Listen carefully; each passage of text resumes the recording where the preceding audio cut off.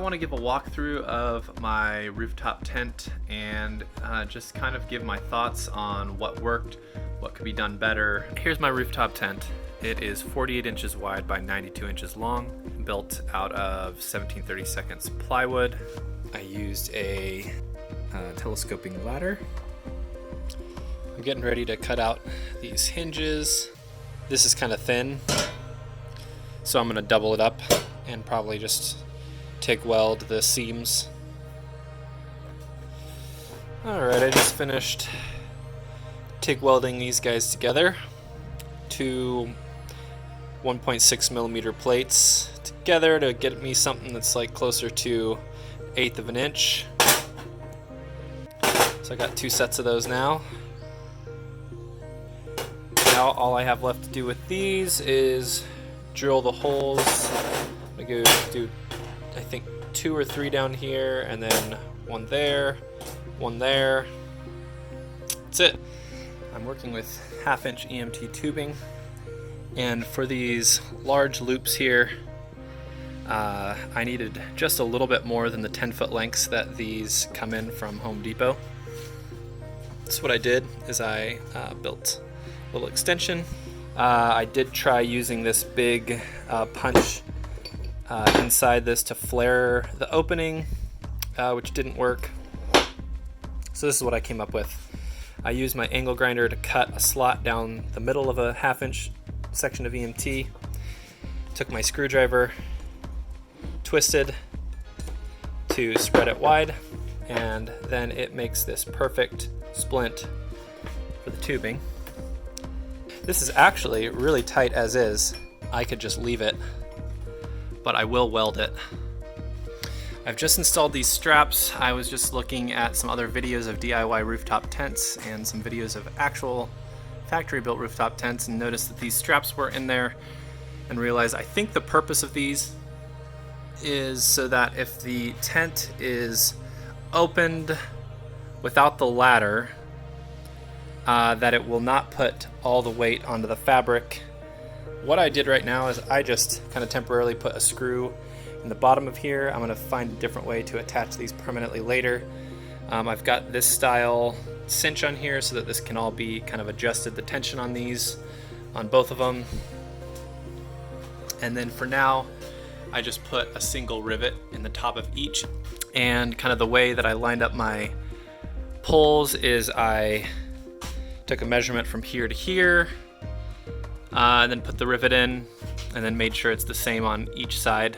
And then also took a measurement from here to the center pole, and then from here to here, and then I just left this to be whatever kind of the final thing ends up being. I repurposed a kiteboarding kite. I stretched that fabric up over these poles that I had in place, stretched it up here, and I stretched one basically across this tall, like the ceiling surface, and then I kind of cut that and left some overhanging on the edges. And then I basically lined up the walls, and then I used pins, sewing pins, to pin it all together right here along this seam. I've just pinned up all these seams here, so I've got pins going all the way along there on both sides. The bottom is velcroed here. I sewed in a strip of velcro here and then glued a strip of velcro to the bottom of the plywood, and I think that will be good enough for holding this. And so the next step is I will put in a few more pins and then pull this off and put it on the sewing machine. And the way that it's going to go, these seams, I'm going to do a flat felled seam, and so that's why I have it on here on the outside like this. Well, I guess the first step is you sew the seam like this with these sandwiched together. Then you cut one of these short, cut the other at a fixed length all the way across, and then you fold it over that original piece and there, and then sew it down along this edge. I cut a slit here to allow the fabric to fold, so now it is able to fold there, which is great. So now I'm just gonna unvelcro all this and start sewing. All the seams are sewn, and the next step next two steps will be to do a flat felled seam on all of these, and then the following step will be to tape out and pin on these windows. I think I will reuse this zip-in window here, and then the door. I'm going to try to reuse this door that I pulled out of another tent for this side. Alright, so I just finished installing this window the other day. First window I've ever sewn in, so I wanted to document the process that I went through to get this sewn in. I'm really happy with how it turned out. Just because I was kind of short on zipper, I went with a straight and then a curved here. So this is actually those will have two zippers, so it'll zip down here and zip over there. Alright, so right now we're on the inside of the tent. This window is done. These two windows, I have the first step done. So I'm going to show you what the first step was. So on the outside of the tent with the canopy of the tent on, I went out and I traced out the inside line of where I wanted this window to go. I just did that with a straight edge. I used a 5-gallon bucket to round the corners over. So then I took the zipper and I just used basting tape to attach it all the way around, and then I sewed it in with a 3-step zigzag stitch, as you can see there. So once I finished that, then I went on the outside again and I traced the outside of where the zipper is going to go. So you can see that line there. Trace that all the way around. And then I put basting tape on the outside, and I'll show you that in a second. So what I've done here is there's the outside marking of where the zipper is going to go. I just applied this basting tape all the way around. I haven't removed the backing yet, but I applied the tape all the way around, and then I took a straight edge, drew it across the bottom here. This is going to be just like a full zip all the way around.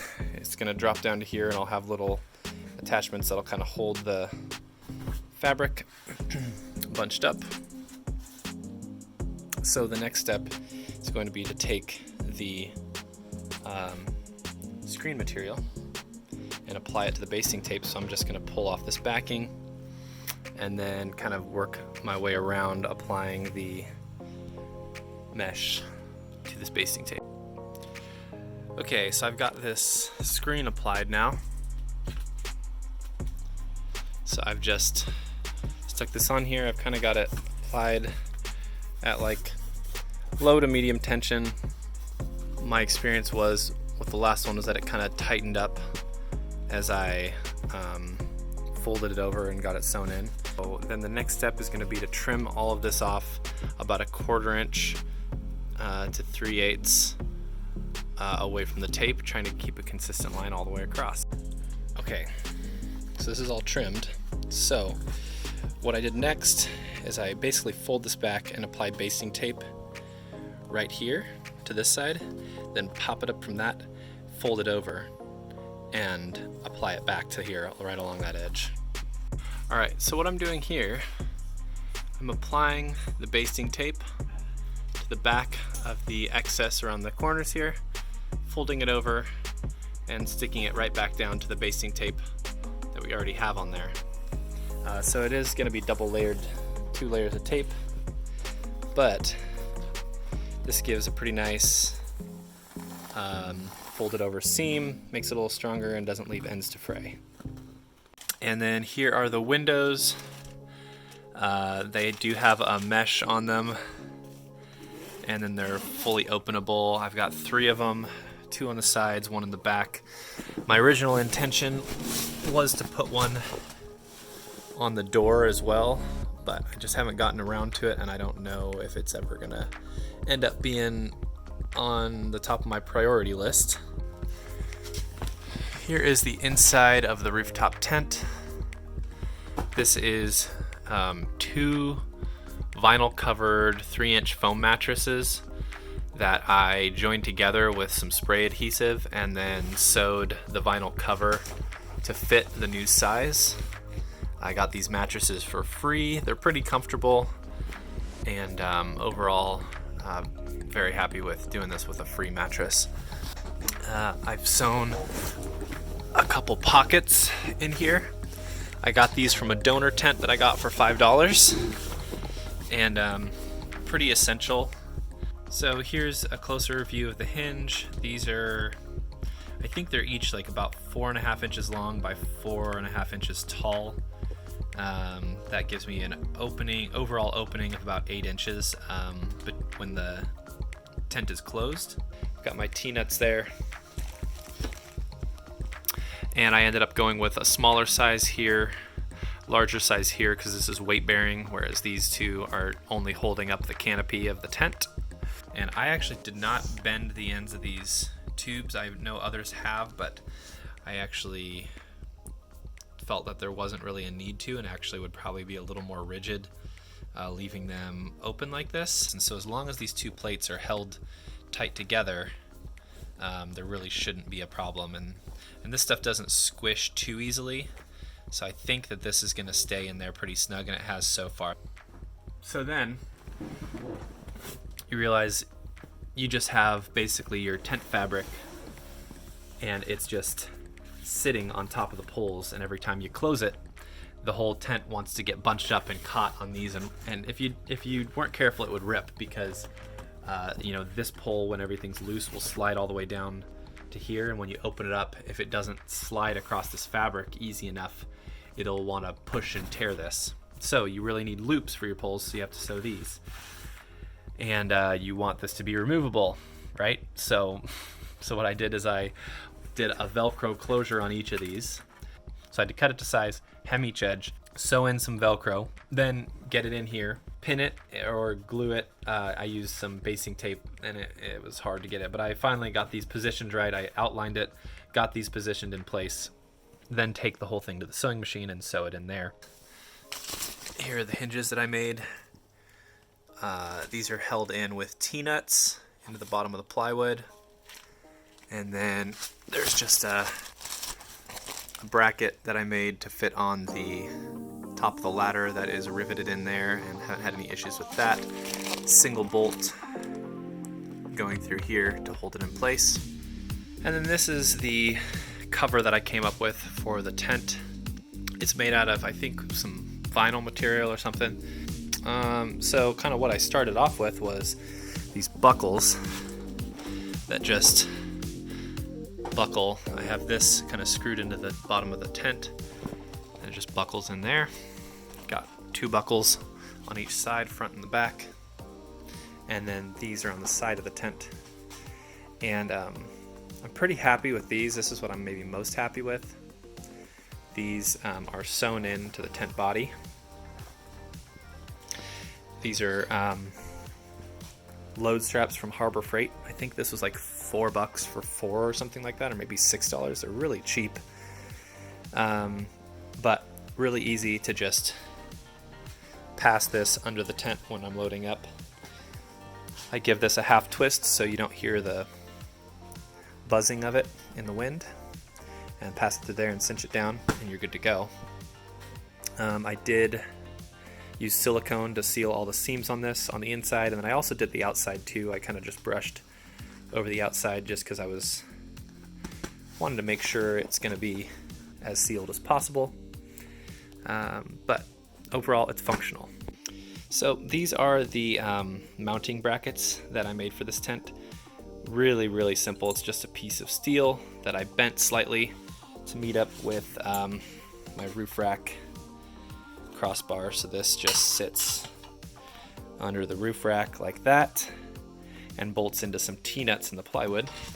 It's connected to the roof rack just with those brackets there.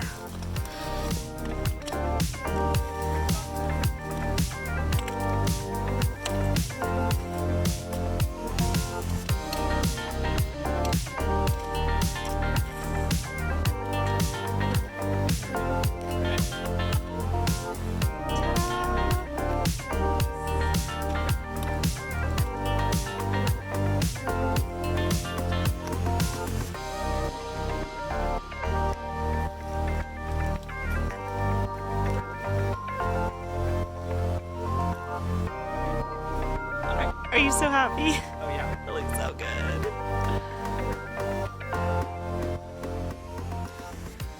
Alright, well today I am working on getting the rainfly ready for my tent. I've got these tension rods for the rainfly that I picked up off the internet. And I've come up with two different ways of attaching them to the frame to hold the rod in place. So this was my first idea. I was gonna try to find some aluminum, but I wasn't able to find aluminum in a good size that would work well. So I made these blocks, drilled a hole at a 45-degree angle, so it just goes straight in like that. The size of these holes is 13/64, and that fits pretty perfectly. So on the other side, right here, I glued these blocks on. You can see it right there. And I think that's going to work pretty well. I just used wood glue, cleaned all the paint off the base, glued those on there. The issue that I ran into up here is right here. These are my mounts for the roof rack, which means the roof rack rail runs right here. And I have my roof rack sitting right on this base, so that won't work. So I had to come up with another solution. So I decided, well, I'll just try to drill straight into this plywood, straight in the center. So I drilled this at a 45-degree angle there. The only thing was when I started tensioning it, on the other side, the plywood on this side kind of started to crack a little bit when I was tensioning it down. So I thought, well, let's just add something to sandwich that in here. So I made this little guy. There's just a screw on the top, screw on the bottom, and that kind of braces the part of this that carries the most weight, the most tension right on the edges there. This tension rod goes right in there. Really no issues with that, tensioning that. For a rainfly, you really need a separate set of poles to leave a gap between your tent body and your rainfly. If I was to do it again, maybe I would put the internal poles in the tent on the outside, like above, and have the tent body hang down. That might be an easier, more efficient way of doing this, but you know, you live and you learn. And so I built this original frame to fit perfectly inside the frame of this plywood, and I realized I do not have room for these poles to stick up like this. The solution that I came up with is sewing these sleeves in here. So you can see I just sewed these patches onto the tent body. This is just a sleeve for the rainfly poles to slide in. And what's going to be here is this will be like Velcro or like a snap buckle. And basically to close up the tent, you just release this and the pole slides down to the bottom of that. It sits flush with the top of the tent, and then it can close and fold up. So then I put in these tension rods, and the first thing that I did was I worked on this big part right here, and so I ended up just using some clamps and clamping it onto here just to get a feeling of how I wanted it. I got it centered, figured out what length I wanted, and then sewed in these corner pieces here because I didn't feel like this ripstop was quite strong enough for these grommets. So I sewed in, I think this is Dacron material.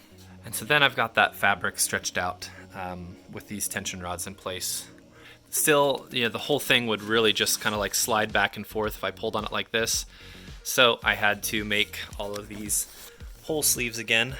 These ones do not have Velcro on them, so they ended up being a little bit easier, but still quite a bit of work to make those. Marked where they go on the poles, sewed them all in, and then you've kind of got that main piece positioned and in place. So then I could start working on these side things. So figuring out how to do these side curtains was also a bit of a challenge because I didn't really want to sew it straight onto the body of this because I kind of liked how the tent looks without the rainfly and want to be able to use it that way in the summer. I wanted to see if I could attach it off of here. So what I ended up doing is just drawing a line with a Sharpie kind of from edge to edge, like where I wanted that to go. And then I clamped and pinned this to this fabric here. And then once again used some clamps to hold these tension rods onto the fabric to get an idea of how that would look. So with these tension rods hooked on, this all ballooned out, and I did not think it looked very good at all. So I decided, well, we need to figure out how to keep this from ballooning out. I ended up sewing in Velcro on the inside of this to hold the rainfly to the rainfly poles here at the edge, which kind of kept this part of the fabric from ballooning out. But then it was like really putting a lot of stress and tension on this fabric and looked like it would rip in like no time. So I had to sew in a piece of webbing to connect from the Velcro on the pole, there's the pole right there, to this so it didn't rip that out. And then it was still ballooning out and would make this all loose and be weird in the middle here. Only in the middle here, the place where I would have been able to hook Velcro around that pole would have been way up there. So what I ended up having to do here is I sewed in,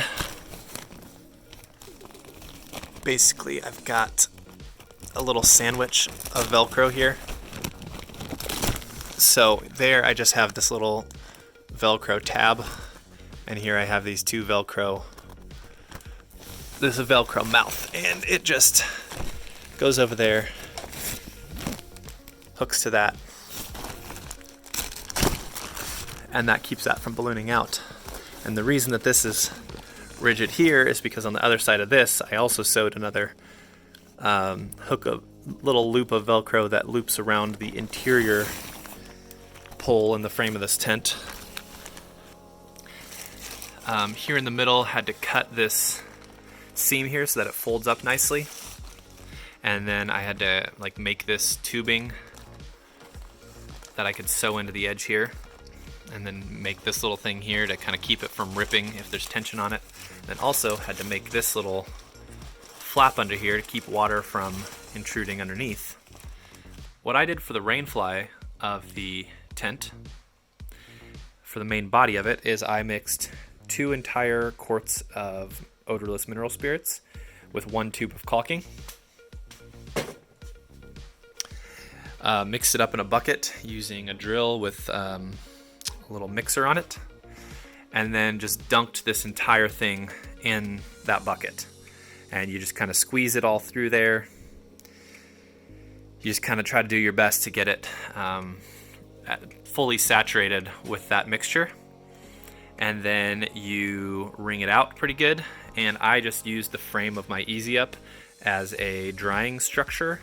I took the canopy off this Easy Up, spread it out a little bit, and then hung this out to dry over that frame and let that dry for 2 days.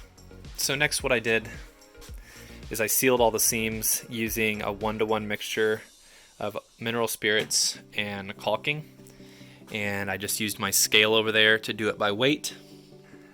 So you basically mix it up the same way with a drill mixer. You get a pretty good consistency, and just use a paintbrush. And what I did is I turned this whole tent inside out, so the inside of the seams were exposed. And I can show you on the inside there what it looks like. So yeah, you can see this is where I seam sealed everything. I went over every place that there's any sort of seam or hole in this. So I went through and seam sealed the main body of the tent. And then once the rainfly was somewhat dry, I flipped it over on my little drying rack and went through that as well and seam sealed that. So everything got seam sealer on it. The good news is it was a complete success. We were in this monsoon-like weather at the coast, with wind like probably blowing, like gusting maybe 30 miles an hour, and somehow this tent held up. The last step of my waterproofing was to use this Nikwax Tent and Gear Solar Proof, which is a waterproofing sealer from Nikwax. So with the Nikwax, you just spray it onto the tent body. My goal was kind of to leave it a little bit breathable. Sprayed it on here, you just kind of let it soak in for a while and then wipe it off with a rag and you're done. It's very simple, very easy. You can see the rain. Oh, puddle behind you. Oh yeah. Just standing around a campfire with dog, friends, in the rain.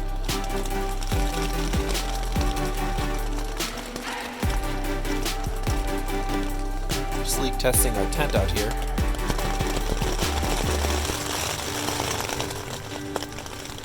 I sealed all these seams with silicone and did like a sil nylon treatment on the rainfly. I used Nick Wax Solar Proof on the tent body here, which so far is holding up okay. I think it's hard to tell. I think there might be a little bit of water bleeding through. It's hard to tell if it's condensation. I mean, we aren't getting wet in here.